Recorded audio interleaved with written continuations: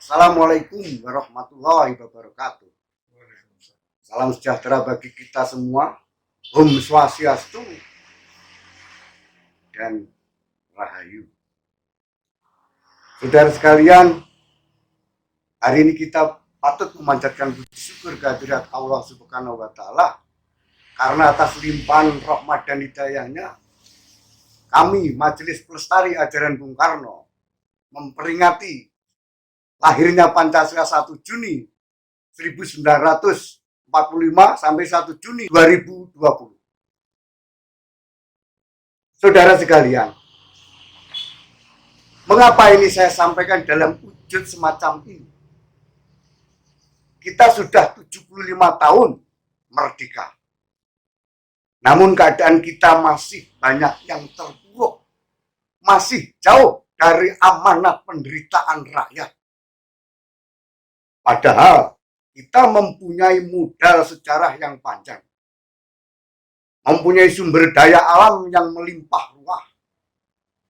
Dan mempunyai visi dan konsep kenegaraan Pancasila yang luar biasa kokoh.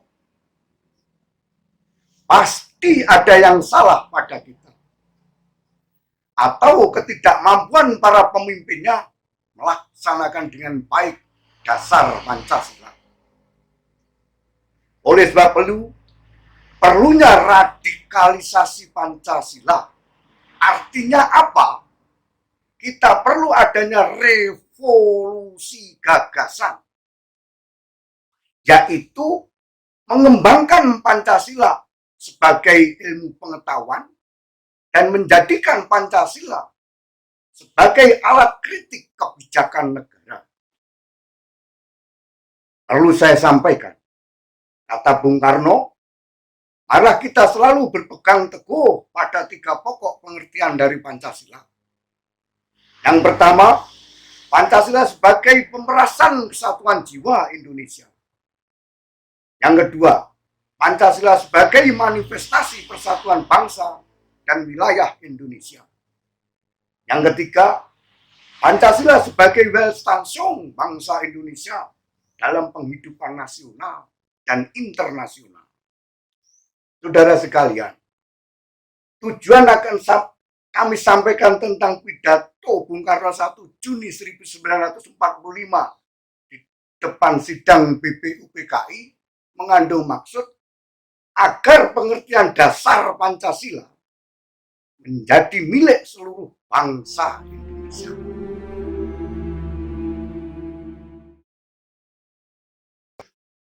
Lahirnya Pancasila.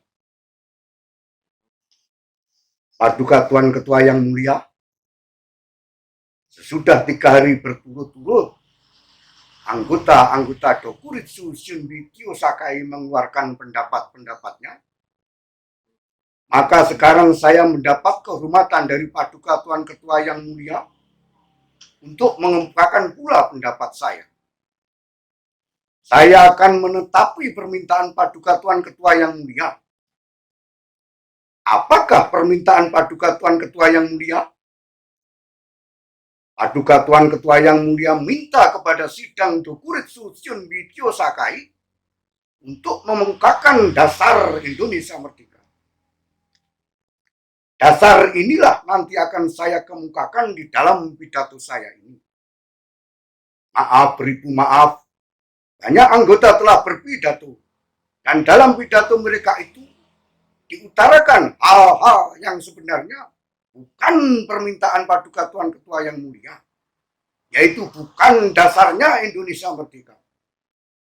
Menurut anggapan saya, yang diminta oleh Paduka Tuan Ketua yang mulia ialah dalam bahasa Belanda, filosofis grondslag daripada Indonesia Merdeka. Filosofis grondslag itulah fundamen, filsafat, pikiran yang sedalam-dalamnya, jiwa, hasrat yang sedalam-dalamnya, untuk di atasnya didirikan gedung Indonesia Merdeka yang kekal dan abadi. Hal ini nanti akan saya kemukakan, Paduka Ketua yang mulia. Tetapi lebih dahulu izinkanlah saya membicarakan, memberitahukan kepada tuan-tuan sekalian, apakah yang saya artikan dengan perkataan merdeka? Merdeka buat saya ialah political independence, political onafhankelijkheid. Apakah yang dinamakan political onafhankelijkheid?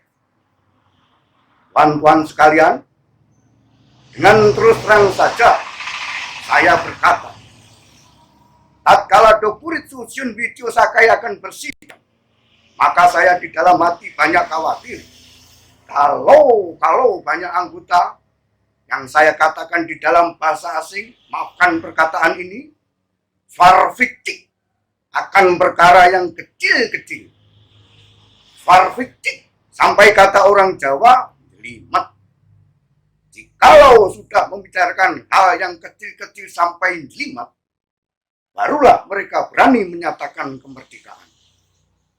Tuan-tuan yang terhormat, lihatlah di dalam sejarah dunia. Lihatlah kepada perjalanan dunia itu. Banyak sekali negara-negara yang merdeka. Tetapi bandingkanlah kemerdekaan negara-negara itu satu sama lain. Samakah isinya? Samakah derajatnya negara-negara yang merdeka itu? Jerman merdeka, Saudi Arabia merdeka, Iran merdeka, Tiongkok merdeka, Nippon merdeka, Amerika merdeka, Inggris merdeka, Rusia merdeka, Mesir merdeka. Namanya semuanya merdeka. Tetapi bandingkanlah isinya. Alangkah berbedanya isi itu. Kalau kita berkata, sebelum negara merdeka, maka harus lebih dahulu ini selesai, itu selesai, sampai jelimet. Maka saya bertanya kepada tuan-tuan sekalian, kenapa Saudi Arabia merdeka?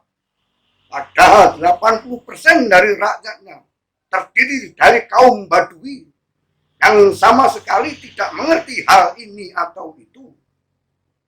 Bacalah buku Armstrong yang menceritakan tentang Ibnu Saud. Di situ ternyata bahwa tatkala Ibnu Saud mendirikan pemerintahan Saudi Arabia, rakyat Arabia sebagian besar belum mengetahui bahwa otomobil perlu minum bensin. Pada suatu hari, otomobil Ibnu Saud dikasih makan gandum oleh orang-orang Badui di Saudi Arabia itu. Top Saudi Arabia merdeka. Lihatlah pula, jikalau tuan-tuan kendaki contoh yang lebih hebat, Soviet Rusia. Pada masa Lenin mendirikan negara Soviet, adakah rakyat Soviet sudah cerdas? 150 miliun rakyat Rusia adalah rakyat musik yang lebih dari 80% tidak dapat membaca dan menulis. Bahkan dari buku-buku yang terkenal dari Leo Tolstoy dan Full Miller, tuan-tuan mengetahui betapa keadaan rakyat Soviet Rusia pada waktu Lenin mendirikan negara Soviet itu. Dan kita sekarang di sini mau mendirikan Indonesia merdeka. Terlalu banyak macam-macam soal kita kemukakan. Maaf paduka Tuan Simu Puyotio, berdirilah dulu saya. Kalau saya membaca surat Tuhan yang minta kepada kita supaya dirancangkan sampai jelimet hal ini dan itu dahulu semuanya. Kalau benar semua hal ini harus diselesaikan lebih dahulu sampai jelimet, maka saya tidak akan mengalami Indonesia merdeka. Tuhan tidak akan mengalami Indonesia merdeka. Kita semua tidak akan mengalami Indonesia merdeka sampai di lubang kubur. Saudara-saudara, apakah yang dinamakan merdeka? Dalam tahun 1933, saya telah menulis satu risalah. Risalah yang bernama Mencapai Indonesia Merdeka. Di dalam risalah tahun 1933 itu, telah saya katakan bahwa kemerdekaan, political onafhankelijkheid, political independence, tak lain dan tak bukan, ialah satu jembatan emas. Saya katakan di dalam kitab itu, bahwa di seberangnya jembatan itulah kita sempurnakan masyarakat kita. Ibnu Saud mengadakan satu negara di dalam satu malam. In one night only, kata Armstrong di dalam kitabnya. Ibnu Saud mendirikan Saudi Arabia merdeka di satu malam. Sesudah ia masuk kota Riyadh dengan 6 orang. Sesudah jembatan itu diletakkan oleh Ibnu Saud, maka di seberang jembatan, artinya kemudian dari itu, Ibnu Saud barulah memperbaiki masyarakat Saudi Arabia. Orang yang tidak dapat membaca diwajibkan belajar membaca. Orang yang tadinya bergelandangan sebagai nomade, yaitu orang Badui, diberi pelajaran oleh Ibnu Saud, jangan bergelandangan. Dikasih tempat untuk bercocok tanam. Nomade diubah oleh Ibnu Saud menjadi kaum tani. Semuanya di seberang jembatan. Adakah Lenin dia mendirikan negara Soviet Rusia merdeka telah mempunyai Genom Prostov, dam yang maha besar di sungai Jeniper? Apa ia telah mempunyai radio station yang menyundul ke angkasa? Apa ia telah mempunyai kereta api cukup untuk meliputi seluruh negara Rusia? Apakah tiap-tiap orang Rusia pada waktu Lenin mendirikan Soviet Rusia merdeka telah dapat membaca dan menulis? Tidak, tuan-tuan yang terhormat. Di seberang jembatan emas yang diadakan oleh Lenin itulah, Lenin baru mengadakan diesel, baru mengadakan Genom Prostov. Oleh karena itu, saya minta kepada tuan-tuan sekalian, janganlah tuan-tuan gentar di dalam hati. Janganlah mengingat bahwa ini dan itu lebih dulu harus selesai dengan jimat. Dan kalau sudah selesai, baru kita dapat merdeka. Alangkah berlainannya tuan-tuan punya semangat. Jika tuan-tuan demikian, dengan semangat pemuda-pemuda kita yang 2 miliar banyaknya, 2 miliar pemuda ini menyampaikan seruan pada saya. 2 miliar pemuda ini semua berhasrat Indonesia merdeka sekarang. Saudara-saudara, kenapa kita sebagai pemimpin rakyat yang mengetahui sejarah menjadi swastikik, menjadi gentar? Padahal semboyan Indonesia merdeka bukan sekarang saja kita siarkan. Berpuluh-puluh tahun yang lalu kita telah menyiarkan semboyan Indonesia merdeka. Bahkan sejak tahun 1932, dengan nyata-nyata kita mempunyai semboyan Indonesia merdeka sekarang. Bahkan 3 kali sekarang, yaitu Indonesia merdeka sekarang, dan sekarang. Dan sekarang kita menghadapi kesempatan untuk menyusun Indonesia merdeka. Kok lantas kita swastikik dan gentar hati? Saudara-saudara, saya peringatkan sekali lagi, Indonesia merdeka, political independence, political onafhankelijkheid, tidak lain dan tidak bukan ialah satu jembatan. Jangan gentar. Jika umpamanya kita pada saat sekarang ini diberikan kesempatan oleh Dai Nippon untuk merdeka, maka dengan mudah Hun Seikan diganti dengan orang-orang yang bernama Condro Asmoro, atau Sumu Butio diganti dengan orang yang bernama Armstrong. Jikalau umpamanya Butio diganti dengan orang-orang Indonesia, sekarang ini sebenarnya kita telah mendapat political independence, politika onah hankelihes in one night, di dalam satu malam. Saudara-saudara, pemuda-pemuda yang 2 miliar semuanya bersemboyan. Indonesia merdeka sekarang. Jikalau umpamanya bala tentara Dainipon sekarang menyerahkan urusan negara kepada saudara-saudara, apakah saudara-saudara akan menolak serta berkata, mangke rumiyin, tunggu dulu, minta ini dan itu selesai dulu, baru kita berani menerima urusan negara Indonesia merdeka? Saudara-saudara, kalau umpamanya pada saat sekarang ini bala tentara Dainipon menyerahkan urusan negara kepada kita, maka 1 menit pun kita tidak akan menolak. Sekarang pun kita menerima urusan itu. Sekarang pun kita mulai dengan negara Indonesia merdeka. Saudara-saudara, tadi saya berkata ada perbedaan antara Soviet Rusia, Saudi Arabia, Inggris, Amerika, dan lain-lain tentang isinya. Tetapi ada satu yang sama, yaitu rakyat Saudi Arabia sanggup mempertahankan negaranya. Musik di Rusia sanggup mempertahankan negaranya. Rakyat Amerika sanggup mempertahankan negaranya. Rakyat Inggris sanggup mempertahankan negaranya.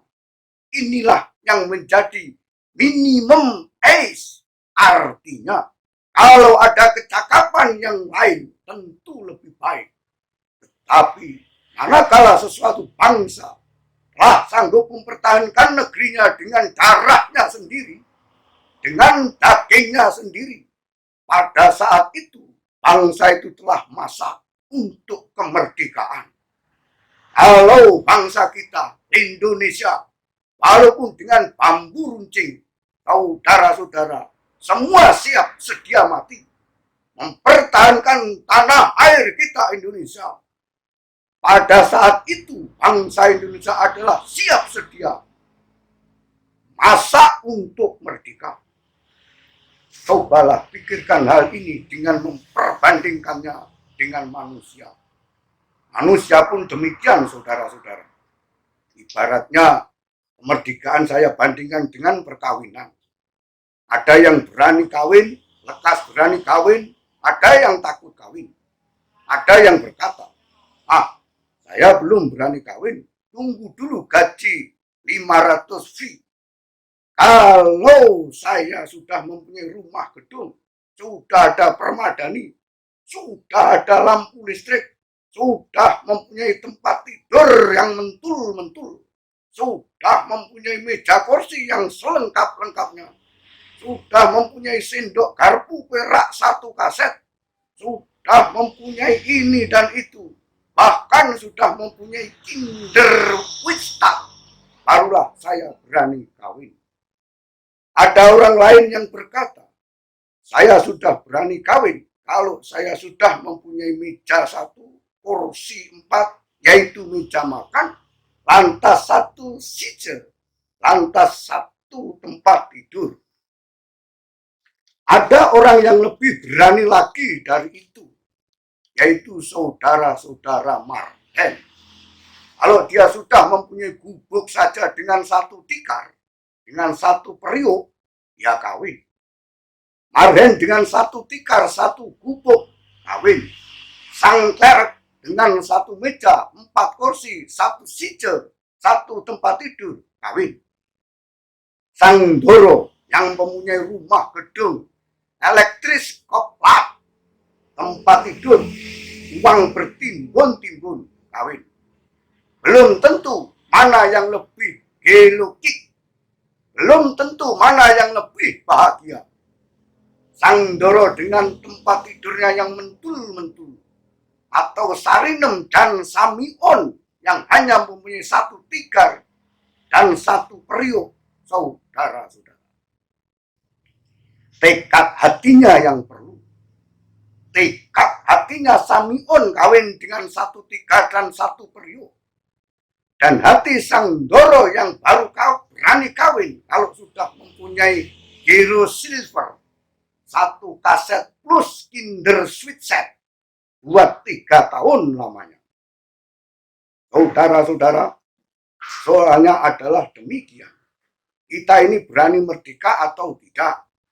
Inilah saudara-saudara sekalian, Paduka Tuan Ketua yang mulia, ukuran saya yang terlebih dulu saya kemukakan sebelum saya bicarakan hal-hal yang mengenai dasar satu negara yang merdeka.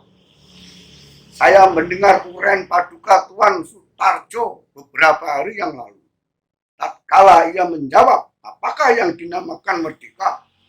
Beliau mengatakan, kalau tiap-tiap orang di dalam hatinya sudah merdeka, itulah kemerdekaan.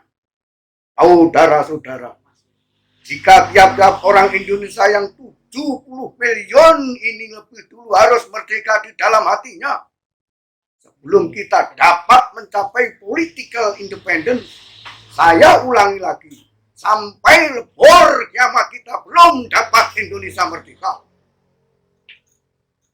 Dalam Indonesia merdeka itulah kita memerdekakan rakyat kita. Di dalam Indonesia merdeka itulah kita memerdekakan hati bangsa kita. Di dalam Saudi Arabia merdeka, Ibnu Saud memerdekakan rakyat Arabia satu persatu. Di dalam Soviet Rusia merdeka, Stalin memerdekakan hati bangsa Soviet Rusia satu persatu. Saudara-saudara, bagaimana juga salah seorang pembicara berkata, kita bangsa Indonesia tidak sehat badan, banyak penyakit malaria, banyak disentri, banyak penyakit honger rudem, banyak ini, banyak itu. Sehatkan dulu bangsa kita, baru kemudian merdeka. Saya berkata, kalau ini pun harus diselesaikan lebih dulu. 20 tahun lagi kita belum merdeka. Dalam Indonesia merdeka itulah kita menyehatkan rakyat kita. Walaupun misalnya tidak dengan kinina, tetapi kita kerahkan segenap masyarakat kita untuk menghilangkan penyakit malaria dengan menanam ketepeng kerbau.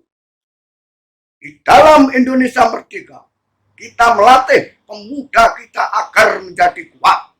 Di dalam Indonesia merdeka, kita menyehatkan rakyat sebaik-baiknya. Inilah maksud saya dengan perkataan jembatan. Di seberang jembatan emas, inilah baru kita leluasa menyusun masyarakat Indonesia merdeka yang gagah, kuat, sehat, dan kekal abadi. Tuan-tuan sekalian, kita sekarang menghadapi satu saat yang maha penting.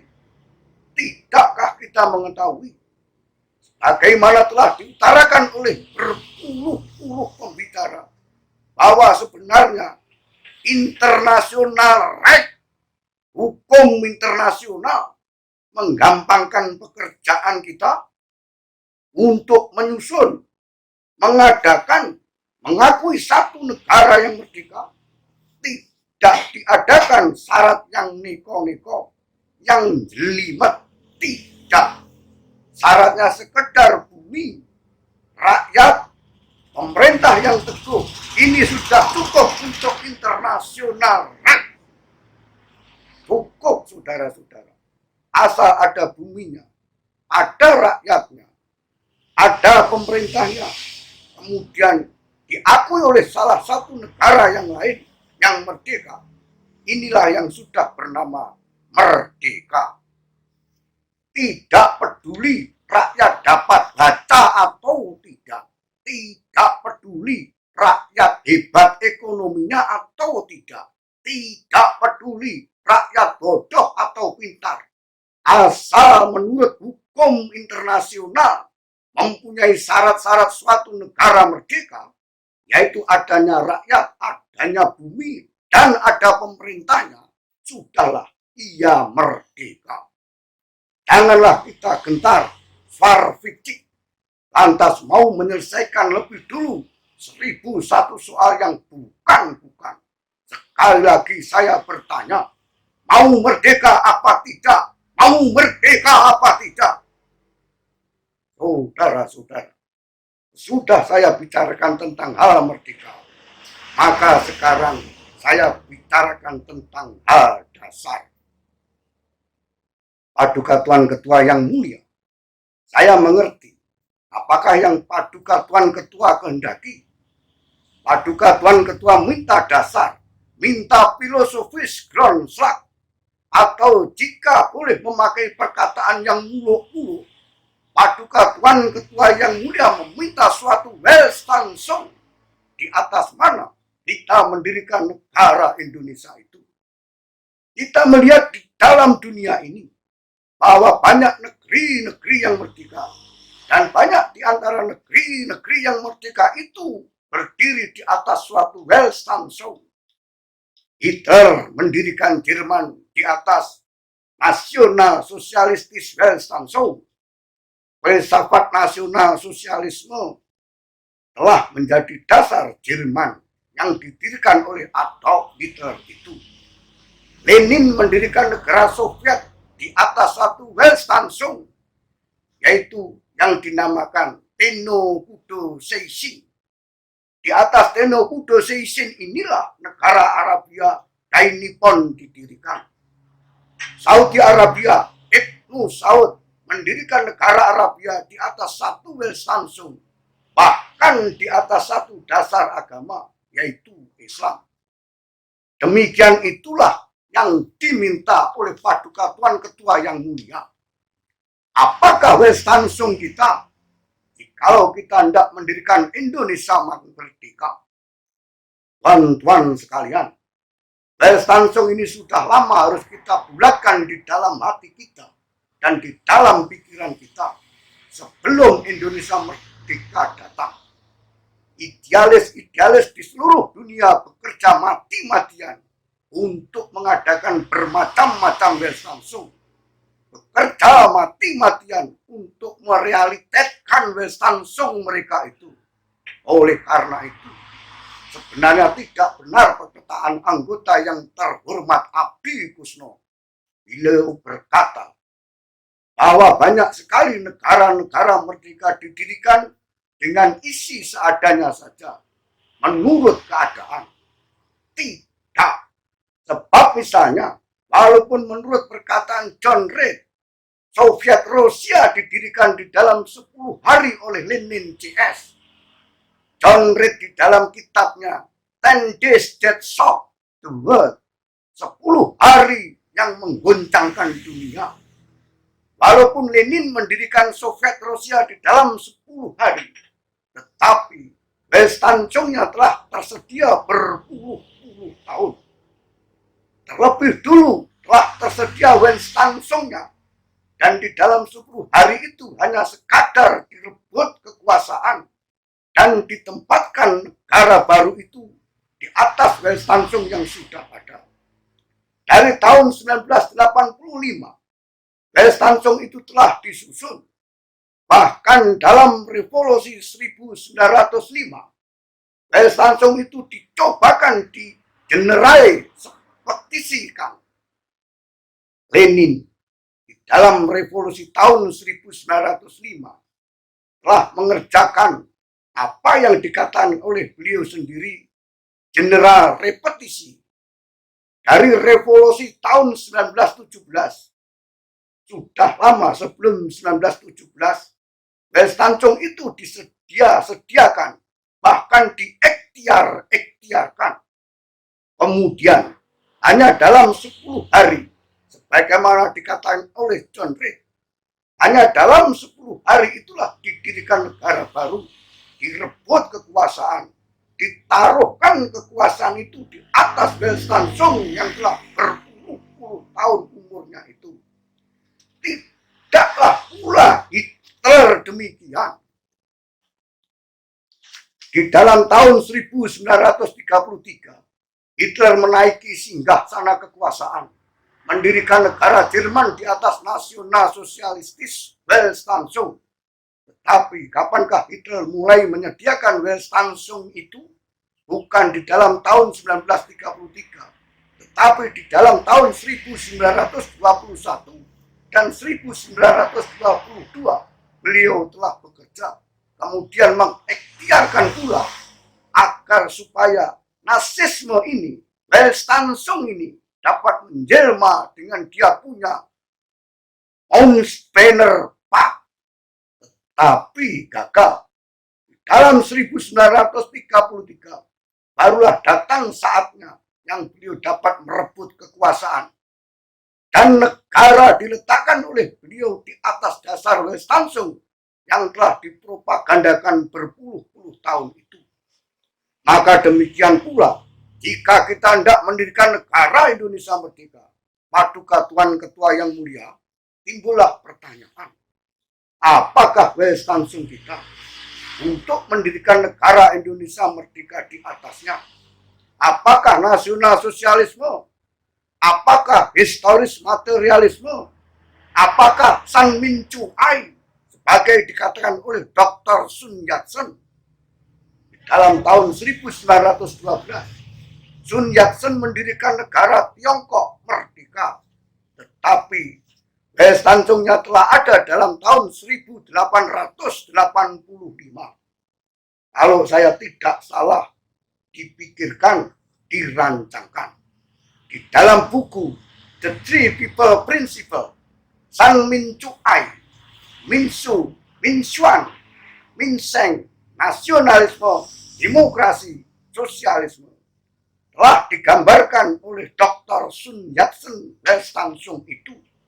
Tetapi baru dalam tahun 1912 beliau mendirikan negara baru di atas Weltanschauung San Min Chu Ai itu yang telah disediakan terdahulu berpuluh-puluh tahun. Kita hendak mendirikan negara Indonesia Merdeka di atas Weltanschauung apa? Nasional sosialisme kah? Marxisme kah? San Min Chu Ai kah? Atau Weltanschauung apakah? Saudara-saudara sekalian, kita telah bersidang 3 hari lamanya. Banyak pikiran telah dikemukakan, macam-macam. Tetapi alangkah benarnya perkataan Dr. Sudiman, perkataan Ki Bagus Hadikusumo, bahwa kita harus mencari persetujuan paham. Kita bersama-sama mencari persatuan filosofis Grundslag, mencari satu Weltanschauung yang kita semua setuju. Saya katakan lagi setuju.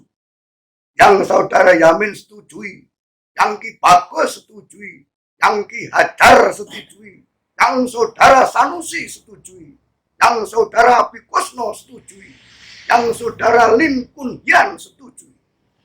Pendeknya, kita semua mencari satu modus. Tuan Yamin, ini bukan kompromis, tetapi kita bersama-sama mencari satu hal yang kita bersama-sama setujui. Apakah itu? Pertama-tama, saudara-saudara, saya bertanya, apakah kita hendak mendirikan Indonesia Merdeka untuk sesuatu orang, untuk sesuatu golongan, mendirikan negara Indonesia Merdeka yang namanya saja Indonesia Merdeka, tetapi sebenarnya hanya untuk mengagukan satu orang, untuk memberi kekuasaan kepada satu golongan yang kaya, untuk memberi kekuasaan pada satu golongan bangsawan. Apakah maksud kita begitu? Sudah tentu tidak.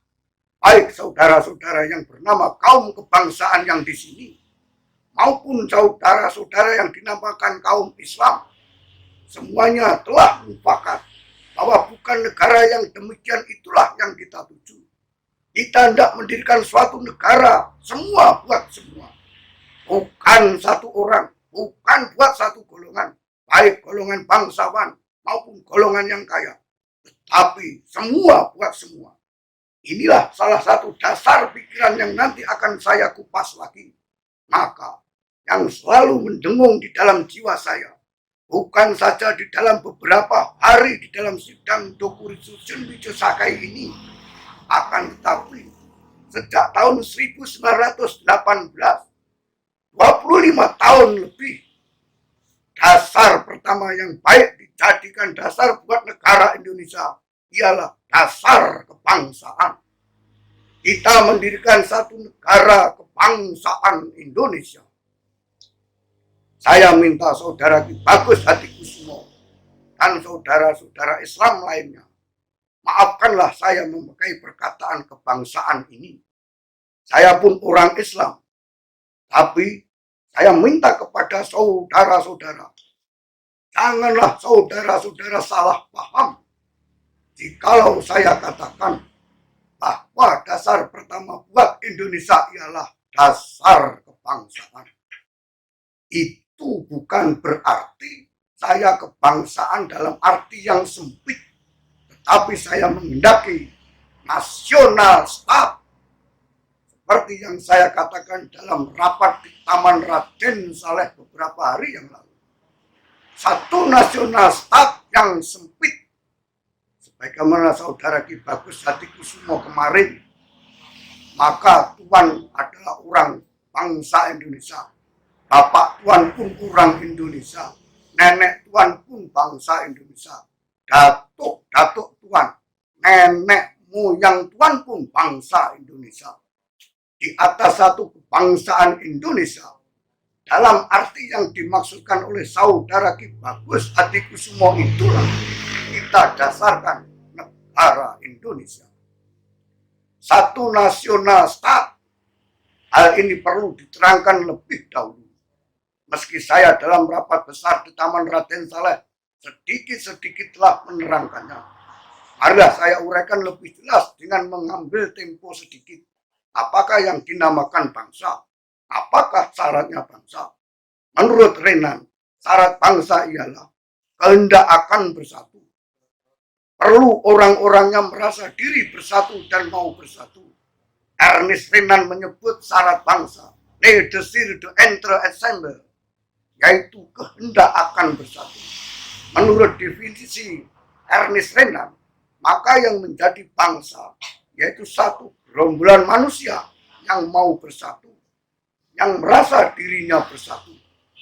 Kalau kita lihat definisi orang lain, yaitu definisi Otto Bauer di dalam bukunya Die Nationalistenfrage, di sini ditanyakan, what is eine nation?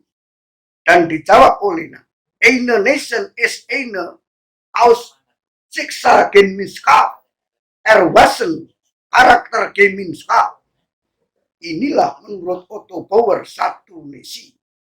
Bangsa adalah satu persatuan perangai yang timbul karena persatuan nasib. Tetapi kemarin pun, tatkala kalau tidak salah, Profesor Supomo mensitir Ernest Renan, maka anggota yang terhormat Mr. Yamin berkata, periode sudah tua. Memang tuan-tuan sekalian, definisi Ernest Renan sudah periode sudah tua. Definisi Otto Bauer pun sudah tua. Sebab tatkala Ernest Renan mengadakan definisinya itu, tatkala itu belum timbul satu wetenskap baru, satu ilmu baru yang dinamakan geopolitik. Kemarin kalau tidak salah, saudara Ki Bagus Hadikusumo atau Tuan Munandar mengatakan tentang persatuan antara orang dan tempat. Persatuan antara orang dan tempat, tuan-tuan sekalian, persatuan antara manusia dan tempatnya. Orang dan tempat tidak dapat dipisahkan. Tidak dapat dipisahkan rakyat dari bumi yang ada di bawah kakinya. Ernest Renan dan Otto Bauer hanya sekedar melihat orangnya. Mereka hanya memikirkan gemeinskapnya dan perasaan orangnya. I'm at the desire. Mereka hanya mengingat karakter, tidak mengingat tempat, tidak mengingat bumi, bumi yang didiami manusia itu. Apakah tempat itu? Tempat itu yaitu tanah air. Tanah air itu adalah satu kesatuan. Allah Subhanahu wa Ta'ala membuat peta dunia, menyusun peta dunia. Kalau kita melihat peta dunia, kita dapat menunjukkan di mana kesatuan-kesatuan di situ. Seorang anak kecil pun, kalau ia melihat peta dunia, ia dapat menunjukkan bahwa Kepulauan Indonesia merupakan satu kesatuan. Pada peta itu dapat ditunjukkan satu kesatuan gerombolan pulau-pulau di antara dua lautan yang besar, Lautan Pasifik dan Lautan Hindia. Dan di antara dua benua, yaitu benua Asia dan benua Australia. Seorang anak kecil dapat mengatakan bahwa pulau-pulau Jawa, Sumatera, Borneo, Celebes, Halmahera, Kepulauan Sunda kecil, Maluku, dan lain-lain pulau kecil di antaranya adalah satu kesatuan. Demikian pula tiap-tiap anak kecil dapat melihat pada peta bumi bahwa pulau-pulau Nippon yang membentang pada pinggir timur benua Asia sebagai goal breaker atau pengadang gelombang lautan Pasifik adalah satu kesatuan. Anak kecil pun dapat melihat bahwa tanah India adalah satu kesatuan di Asia Selatan. Dibatasi oleh lautan Hindia yang luas dan gunung Himalaya-nya. Seorang anak kecil pula dapat mengatakan bahwa Kepulauan Inggris adalah satu kesatuan. Greenland atau Yunani dapat ditunjukkan sebagai satu kesatuan pula. Itu ditaruhkan oleh Allah Subhanahu wa Ta'ala. Demikian rupa. Bukan Sparta saja, bukan Antina saja, bukan Masedonia saja, tetapi Sparta plus Athena, plus Masedonia, plus daerah Yunani yang lain, segenap kepulauan Yunani adalah satu kesatuan. Maka, manakah yang dinampakkan tanah tumpah darah kita, tanah air kita? Menurut geopolitik, maka Indonesia lah tanah air kita. Indonesia yang bulat, bukan Jawa saja, bukan Sumatera saja, atau Borneo saja, atau Celebes saja, atau Ambon saja, atau Maluku saja. Tetapi segenap kepulauan yang ditunjuk oleh Allah Subhanahu wa Ta'ala menjadi suatu kesatuan antara benua dan dua samudera. Itulah tanah air kita. Maka jika saya ingat perhubungan antara orang dan tempat, antara rakyat dan buminya, maka tidak cukuplah definisi yang dikatakan oleh Ernest Renan dan Otto Bauer itu. Tidak cukup le desir de entre ensemble. Tidak cukup definisi Otto Bauer. Aus Schicksalsgemeinschaft, Erwasin karakter Gemeinschaft itu. Maaf saudara-saudara, saya mengambil contoh Minangkabau. Di antara bangsa Indonesia yang paling ada, desir de entre ensemble, adalah rakyat Minangkabau yang banyaknya kira-kira 2,5 miliar. Rakyat ini merasa dirinya satu keluarga. Tetapi Minangkabau bukan satu kesatuan, melainkan hanya satu bagian kecil daripada satu kesatuan. Penduduk Jogja pun hanya satu bagian kecil dari satu kesatuan. Di Jawa Barat, rakyat Pasundan sangat merasakan le desir de entre ensemble. Tetapi Sunda pun hanya suatu bagian kecil dari satu kesatuan. Pendek kata, bangsa Indonesia, nasi Indonesia bukanlah sekadar satu golongan orang yang hidup dengan le desir de entre ensemble. Di atas daerah yang kecil seperti Minangkabau, Madura, Jogja, Sunda, atau Bugis. Tetapi bangsa Indonesia ialah seluruh manusia yang menurut geopolitik yang telah ditentukan oleh Allah Subhanahu wa Ta'ala. tinggal di kesatuannya semua pulau-pulau Indonesia dari ujung utara Sumatera sampai ke Irian, seluruhnya. Karena antara manusia 70 juta ini sudah ada desir de entre ensemble, sudah terjadi karakter dimensikal nasi Indonesia, bangsa Indonesia, umat Indonesia, jumlah orangnya adalah 70 juta. Tetapi 70 juta yang telah menjadi satu sekali lagi satu. Kesinilah kita semua harus menuju mendirikan satu nasional stat di atas kesatuan bumi Indonesia dari ujung Sumatera sampai ke Irian. Saya yakin tidak ada satu golongan di antara tuan-tuan yang tidak mufakat, baik Islam maupun golongan yang dinamakan golongan kebangsaan. Kesinilah kita harus menuju semuanya. Saudara-saudara, jangan orang mengira bahwa tiap-tiap negara merdeka adalah satu nasional stat. Bukan Pruisen, bukan Bayern, bukan Saxon adalah nasional stat. Tapi seluruh Jermanlah satu nasional stat. Bukan bagian kecil-kecil, bukan Venesia, bukan Lombardia, tetapi seluruh Italia, yaitu seluruh semenanjung di Laut Tengah, yang di utara dibatasi oleh pegunungan Alpen, adalah nasional stat.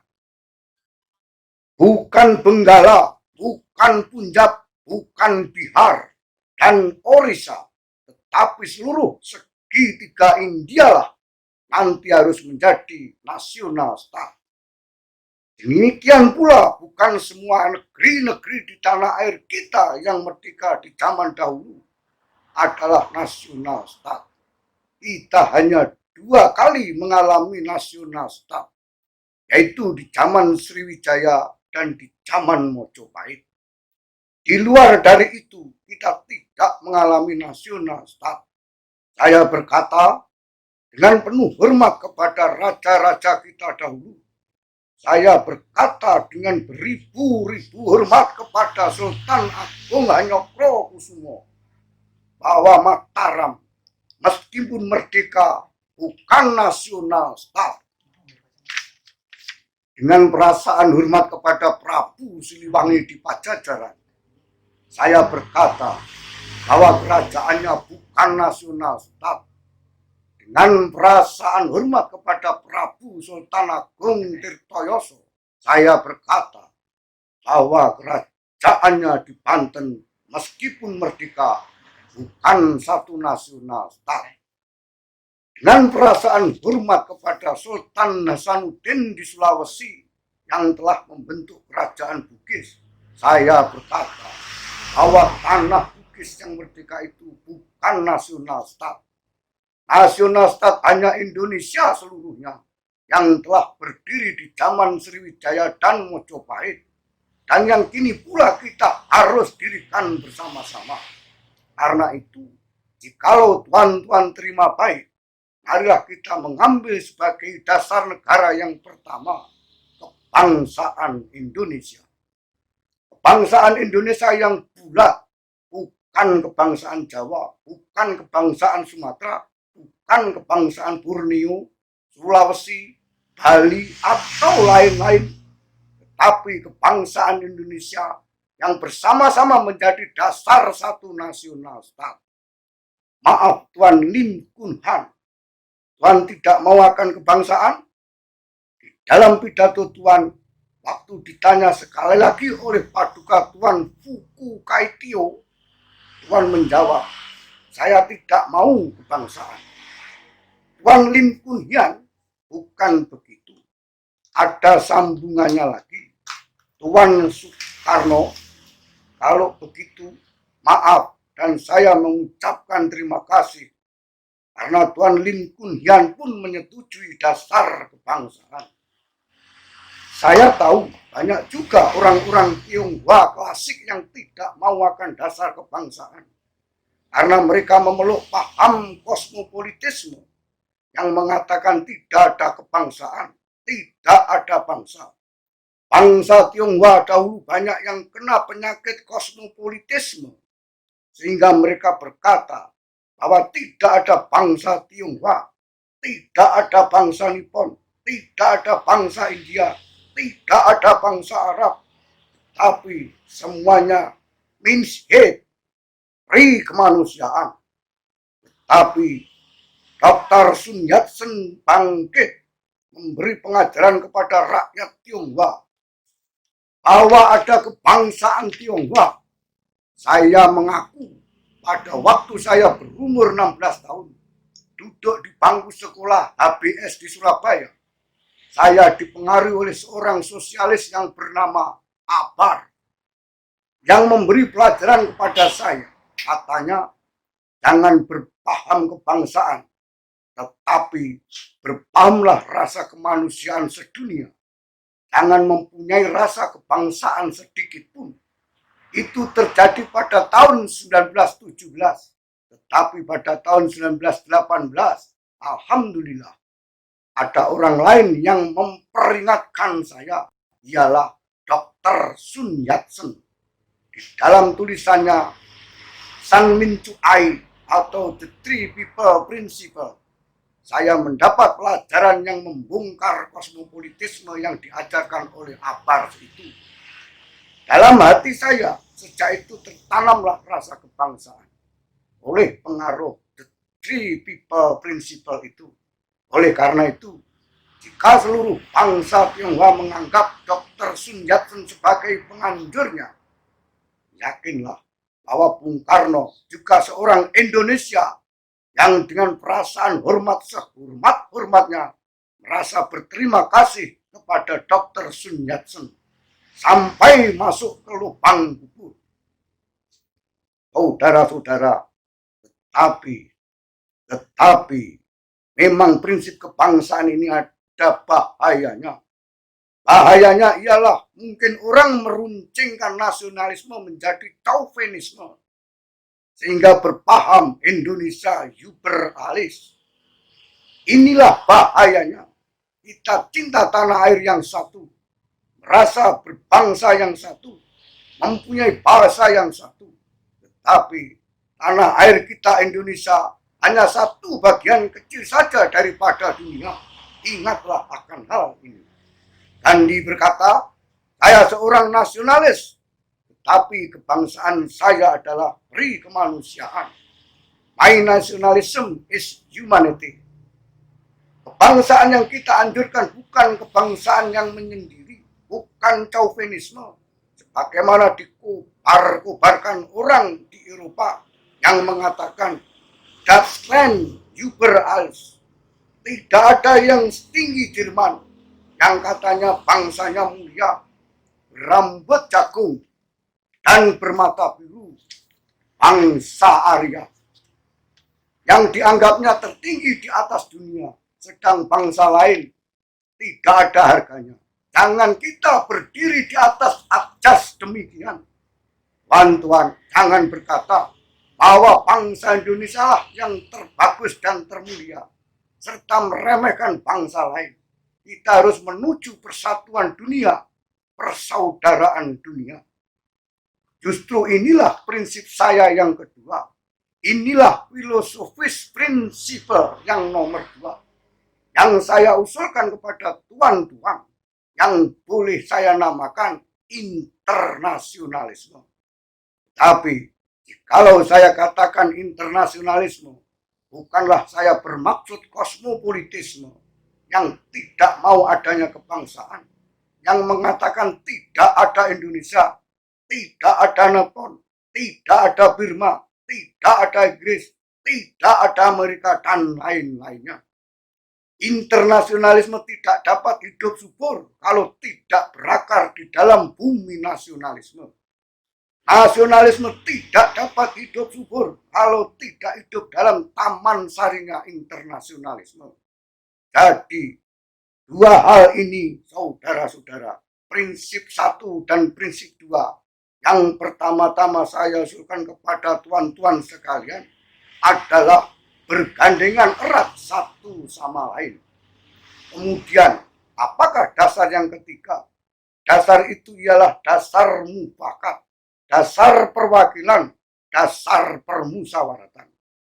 Negara Indonesia bukan satu negara untuk satu orang, bukan satu negara untuk satu golongan, walaupun golongan kaya.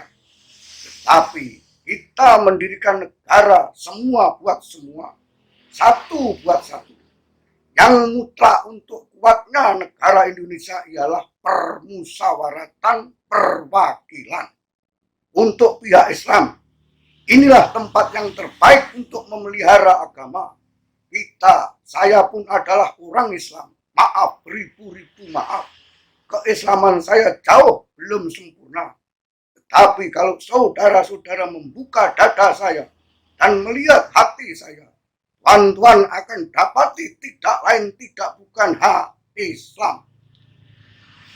Dan hati Islam Bung Karno ini ingin membela Islam dalam mufakat, dalam permusawaratan. Dengan cara mufakat, kita perbaiki segala hal. Juga keselamatan agama, yaitu dengan jalan pembicaraan atau permusawaratan di dalam Badan Perwakilan Rakyat. Apa-apa yang belum memuaskan, kita bicarakan di dalam permusawaratan Badan Perwakilan. Inilah tempat kita untuk mengemukakan tuntutan-tuntutan Islam. Disinilah kita usulkan kepada pemimpin-pemimpin rakyat apa-apa yang kita rasa perlu bagi perbaikan. Jikalau memang kita rakyat Islam, marilah kita bekerja sehebat-hebatnya agar supaya sebagian yang terbesar daripada kursi-kursi Badan Perwakilan Rakyat yang kita adakan diduduki oleh utusan-utusan Islam.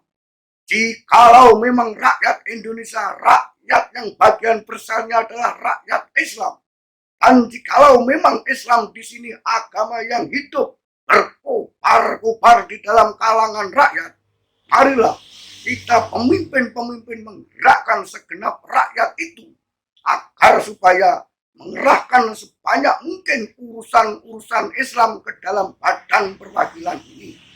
Ibaratnya Badan Perwakilan Rakyat 100 orang anggotanya. Marilah kita bekerja sekeras-kerasnya agar 60, 70, 80, 90 utusan yang duduk dalam perwakilan rakyat ini orang Islam, pemuka-pemuka Islam.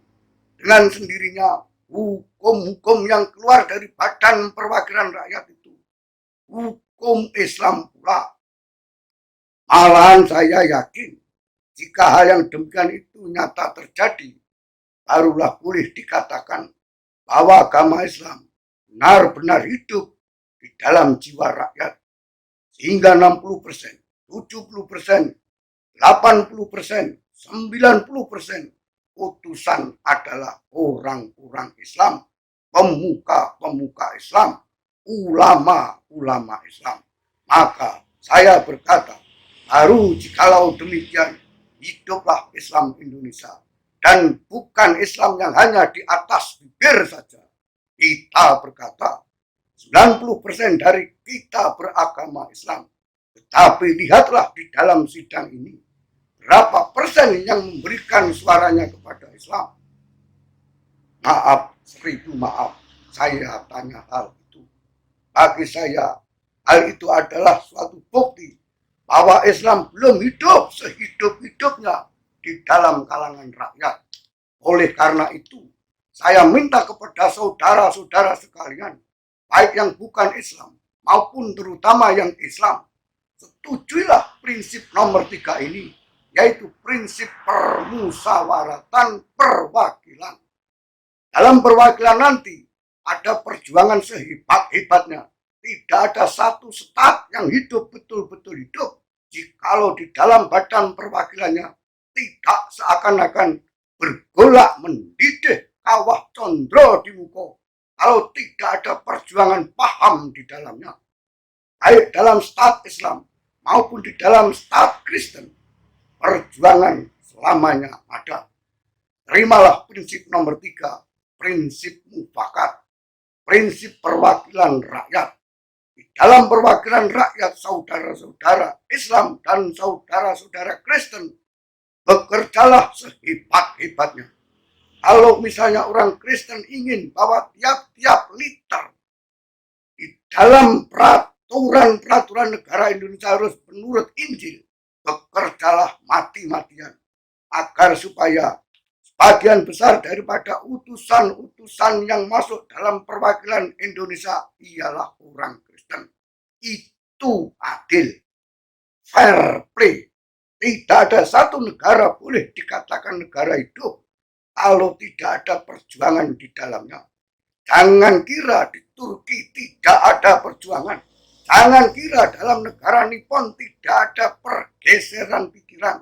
Allah Subhanahu wa Ta'ala memberi pikiran kepada kita agar supaya dalam pergaulan sehari-hari kita selalu bergosok seakan-akan menumbuk membersihkan gabah supaya keluar daripadanya beras, dan beras itu akan menjadi nasi Indonesia yang sebaik-baiknya. Terimalah saudara-saudara prinsip nomor 3, yaitu prinsip permusawaratan. Prinsip nomor 4 sekarang saya usulkan. Saya di dalam 3 hari ini belum mendengarkan prinsip itu, yaitu prinsip kesejahteraan. Prinsip tidak ada kemiskinan di dalam Indonesia merdeka. Saya katakan tadi, prinsipnya San Mincu Ai ialah Minsu, Minsuan, Minseng. Apakah kita mau Indonesia merdeka yang kaum kapitalnya merajalela, ataukah yang semua rakyatnya sejahtera, yang semua orang cukup makan, cukup pakaian, hidup dalam kesejahteraan, merasa dipangku oleh Ibu Pertiwi yang cukup memberi sandang pangan kepadanya? Mana yang kita pilih, saudara-saudara? Jangan saudara kira bahwa kalau Badan Perwakilan Rakyat sudah ada, kita dengan sendirinya sudah mencapai kesejahteraan ini. Kita sudah lihat di negara-negara Eropa adalah badan perwakilan, adalah parlementer demokrasi.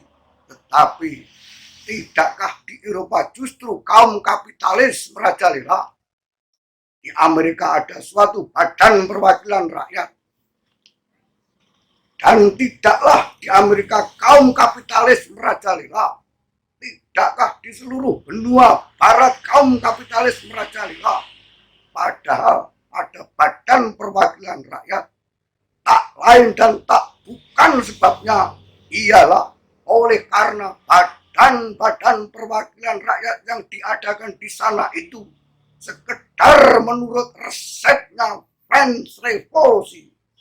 Tak lain tak bukan adalah yang dinamakan demokrasi. Di sana itu hanyalah politika demokrasi saja, semata-mata tidak ada sosial Rechtspartijdigheid, tak ada keadilan sosial, tidak ada ekonomis demokrasi sama sekali.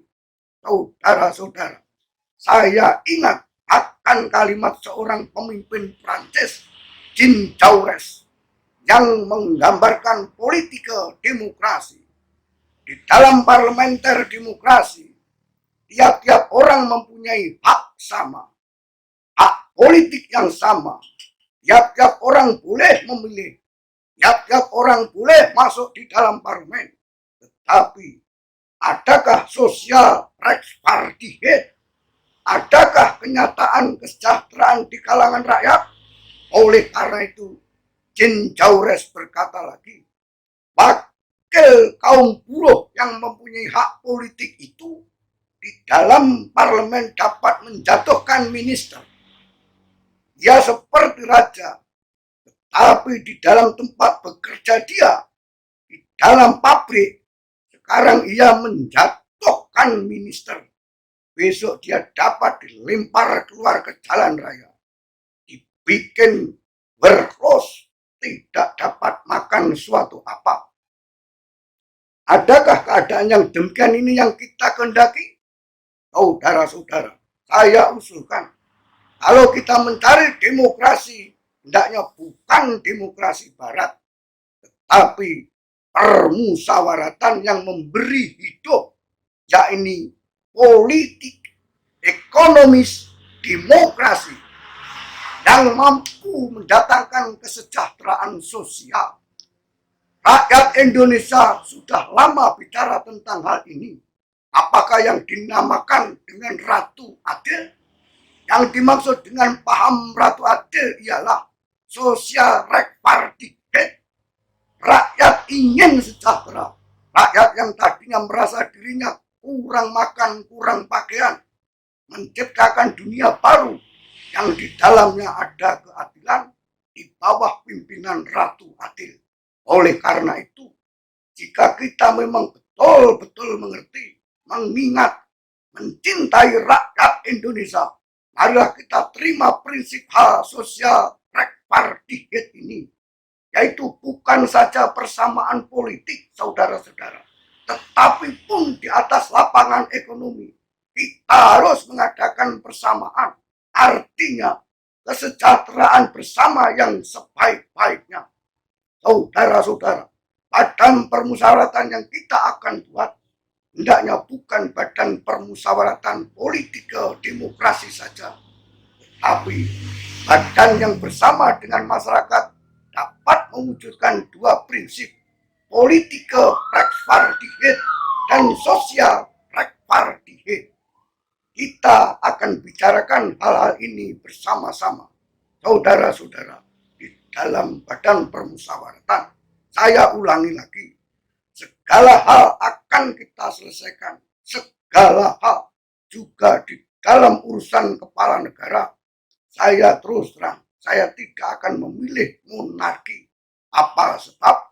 Karena monarki furon destet, erlek jihad, turun temurun. Saya seorang Islam, saya demokrat karena saya orang Islam. Saya menghendaki mufakat, maka saya minta supaya tiap-tiap kepala negara pun dipilih. Tidakkah agama Islam mengatakan bahwa kepala-kepala negara, baik khalif maupun amirul mukminin, harus dipilih oleh rakyat? Tiap-tiap kali kita mengadakan kepala negara, kita pilih. Jikalau pada suatu hari Ki Bagus Hadikusumo misalnya menjadi kepala negara Indonesia dan mangkat, jangan anaknya Ki Bagus Hadikusumo dengan sendirinya, dengan otomatis menjadi pengganti Ki Bagus Hadikusumo. Oleh karena itu, saya tidak mufakat kepada prinsip monarki itu. Saudara-saudara, apakah prinsip kelima? Saya telah mengemukakan keempat prinsip. Bangsaan Indonesia yang pertama. Yang kedua, internasionalisme atau pri kemanusiaan. Yang ketiga, mufakat atau demokrasi. Yang keempat, kesejahteraan sosial. Prinsip yang kelima hendaknya menyusun Indonesia merdeka dengan bertakwa kepada Tuhan Yang Maha Esa. Prinsip ketuhanan, bukan saja bangsa Indonesia bertuhan, tetapi masing-masing orang Indonesia hendaknya bertuhan, Tuhannya sendiri. Yang Kristen menyembah Tuhan menurut petunjuk Isa alaihissalam. Yang Islam bertuhan menurut petunjuk Nabi Muhammad sallallahu alaihi wasallam. Orang Buddha menjalankan ibadatnya menurut kitab-kitab yang ada padanya. Marilah kita semuanya bertuhan. Hendaknya negara Indonesia ialah negara yang tiap-tiap orangnya dapat menyembah Tuhannya dengan cara yang leluasa. Segenap rakyat hendaknya bertuhan secara kebudayaan, yakni dengan tiada egoisme agama. Dan hendaknya negara Indonesia satu negara yang bertuhan. Marilah kita amalkan, jalankan agama, baik Islam maupun Kristen, dengan cara yang berkeadaban. Apakah cara yang berkeadaban itu? Ialah menghormati satu sama lain. Nabi Muhammad Shallallahu Alaihi Wasallam telah memberi bukti yang cukup tentang perdamaian, tentang menghormati agama-agama lain. Nabi Isa pun telah menunjukkan perdamaian itu. Marilah kita di dalam Indonesia merdeka yang kita susun ini, sesuai dengan itu, menyatakan bahwa prinsip kelima dari negara kita ialah ketuhanan yang berkebudayaan, ketuhanan yang berbudi pekerti yang luhur, ketuhanan yang menghormati satu sama lain. Hatiku akan berpesta raya jikalau saudara menyetujui bahwa negara Indonesia merdeka berasaskan ketuhanan yang Maha Esa.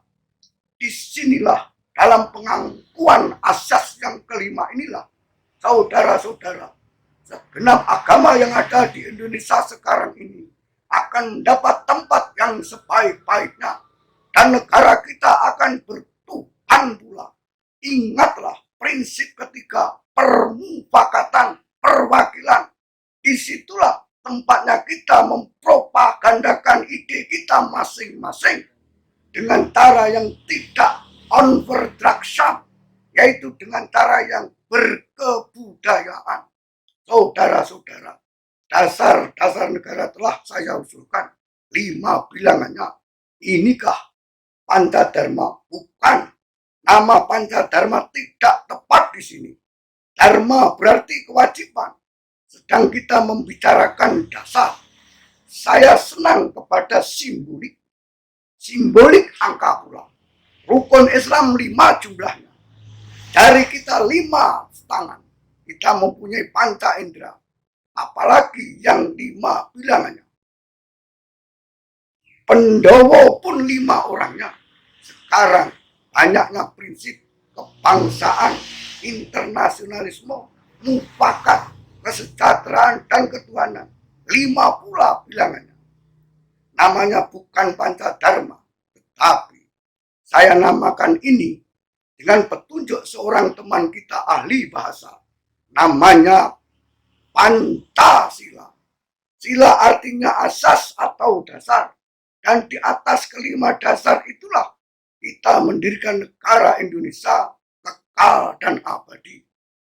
Atau barangkali ada saudara-saudara yang tidak suka akan bilangan itu, saya boleh peras sehingga tinggal saja.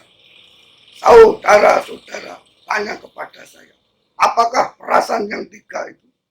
Berpuluh-puluh tahun sudah saya pikirkan dia. Ialah dasar-dasarnya Indonesia merdeka. Welstandsong kita. 2 dasar yang pertama, kebangsaan dan internasionalisme, kebangsaan dan perikemanusiaan. Saya peras menjadi satu. Itulah yang dahulu saya namakan sosio-nasionalisme. Dan demokrasi yang bukan demokrasi barat, tetapi politik ekonomis demokrasi, yaitu politika demokrasi dengan sosial Rechtspartijdigheid, demokrasi dengan kesejahteraan. Saya peraskan pula menjadi satu. Inilah yang dulu saya namakan sosiodemokrasi. Tinggal lagi ketuhanan yang menghormati satu sama lain. Jadi yang asalnya 5 itu telah menjadi 3. Sosio-nasionalisme, sosio-demokrasi, dan ketuhanan. Kalau Tuhan senang kepada simbolik 3, ambillah yang 3 ini. Tapi barangkali tidak semua Tuhan senang kepada Trisila ini dan minta satu dasar saja. Baiklah, saya jadikan 1. Saya kumpulkan lagi menjadi 1. Apakah yang 1 itu? Bagaimana tadi telah saya katakan, Kita mendirikan negara Indonesia yang kita semua harus mendukungnya. Semua buat semua, bukan Kristen buat Indonesia, bukan golongan Islam buat Indonesia, bukan Hadikusumo buat Indonesia, bukan Van Eck buat Indonesia, bukan Niti Semito yang kaya buat Indonesia, tetapi Indonesia buat Indonesia, semua buat semua. Jikalau saya peras yang 5 menjadi 3 dan yang 3 menjadi 1, maka dapatlah saya satu perkataan Indonesia yang tulen, yaitu perkataan gotong royong. Negara Indonesia yang kita dirikan haruslah negara gotong royong. Alangkah hebatnya negara gotong royong. Gotong royong adalah paham yang dinamis, lebih dinamis dari kekeluargaan. Saudara-saudara, kekeluargaan adalah satu paham yang statis, tapi gotong royong menggambarkan satu usaha, satu amal, satu pekerjaan yang dinamakan anggota yang terhormat. Sukarjo, satu karyo, satu gawe. Marilah kita menyelesaikan karyo, gawe, pekerjaan, amal ini bersama-sama. Gotong royong adalah pembantingan tulang bersama, pemerasan keringat bersama, perjuangan bantu binantu bersama, amal semua buat kepentingan semua, keringat semua buat kebahagiaan semua, bolo bes kuntul baris buat kepentingan bersama. Itulah gotong royong. Prinsip gotong royong di antara yang kaya dan yang tidak kaya, antara yang Islam dan yang Kristen, antara yang bukan Indonesia tulen dengan peranaan yang menjadi bangsa Indonesia. Inilah saudara-saudara yang saya usulkan kepada saudara-saudara. Pancasila menjadi Trisila, Trisila menjadi Ekasila, tetapi terserah kepada tuan-tuan mana yang tuan-tuan pilih, Trisila, Ekasila, ataukah Pancasila. Isinya telah saya katakan kepada saudara-saudara semuanya. Prinsip-prinsip seperti yang saya usulkan kepada saudara-saudara ini adalah prinsip untuk Indonesia merdeka yang abadi. Puluhan tahun dadaku telah menggelora dengan prinsip-prinsip itu. Tetapi jangan lupa, kita hidup di dalam masa peperangan. Saudara-saudara, di dalam masa peperangan itulah kita mendirikan negara Indonesia di dalam gunturnya peperangan. Bahkan saya mengucap syukur alhamdulillah kepada Allah Subhanahu wa taala bahwa kita mendirikan negara Indonesia bukan di dalam sinarnya bulan purnama, tetapi di bawah palu godam peperangan dan di dalam api peperangan. Timbullah Indonesia merdeka. Indonesia yang gemblengan, Indonesia merdeka yang digembleng dalam api peperangan, dan Indonesia merdeka yang demikian itulah adalah negara Indonesia yang kuat, bukan negara Indonesia yang lambat laun menjadi bubur. Karena itulah saya mengucap syukur kepada Allah Subhanahu wa taala. Berhubung dengan itu, sebagaimana yang diusulkan oleh beberapa pembicara-pembicara tadi, barangkali perlu diadakan not matrika, peraturan yang bersifat sementara, tetapi dasarnya isinya Indonesia merdeka yang kekal abadi. Menurut pendapat saya, haruslah Pancasila. Sebagai dikatakan tadi saudara-saudara, itulah harus Western Song kita. Entah saudara-saudara mufakati atau tidak, tetapi saya berjuang sejak tahun 1918 sampai 1945 sekarang ini untuk Western Song itu, untuk membentuk nasionalitas Indonesia, untuk kebangsaan Indonesia, untuk kebangsaan Indonesia yang hidup di dalam peri kemanusiaan, untuk permufakatan, untuk sosial rekvardie, untuk ketuhanan. Pancasila itulah yang berkobar-kobar di dalam dada saya sejak berpuluh tahun. Tapi saudara-saudara, diterima atau tidak, terserah kepada saudara-saudara. Tetapi saya sendiri mengerti seinsaf-insafnya bahwa tidak ada satu Welstansung dapat menjelma dengan sendirinya, menjadi realitas dengan sendirinya.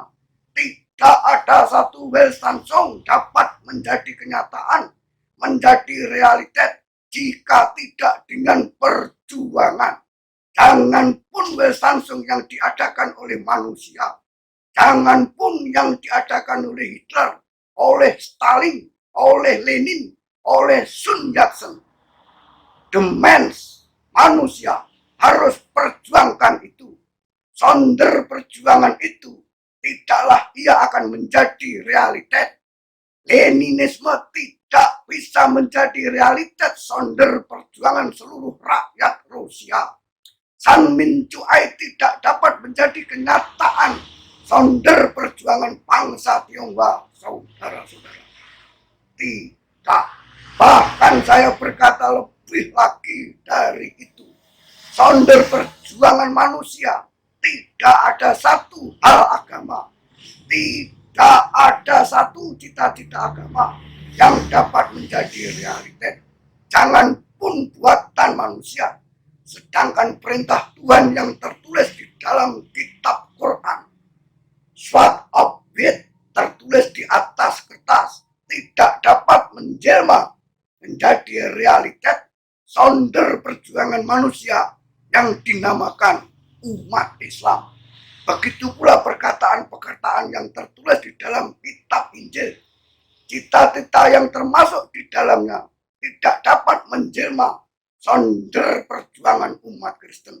Maka jika bangsa Indonesia ingin Pancasila yang saya usulkan itu menjadi satu realitas, yakni jika kita ingin hidup menjadi satu bangsa, satu nasionalitas yang penuh dengan peri kemanusiaan, ingin hidup di atas dasar permusawaratan, ingin hidup sempurna dengan sosial rechtvaardigheid, ingin hidup dengan sejahtera dan aman, dengan ketuhanan yang luas dan sempurna.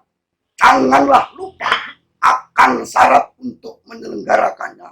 Ialah perjuangan. Perjuangan dan sekali lagi perjuangan. Jangan mengira bahwa dengan berdirinya negara Indonesia merdeka itu, perjuangan kita berakhir. Tidak.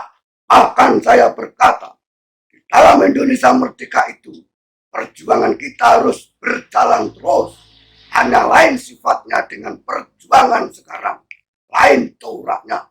Nanti kita bersama-sama sebagai bangsa yang bersatu, berjuang terus menyelenggarakan apa yang kita cita-citakan di dalam Pancasila.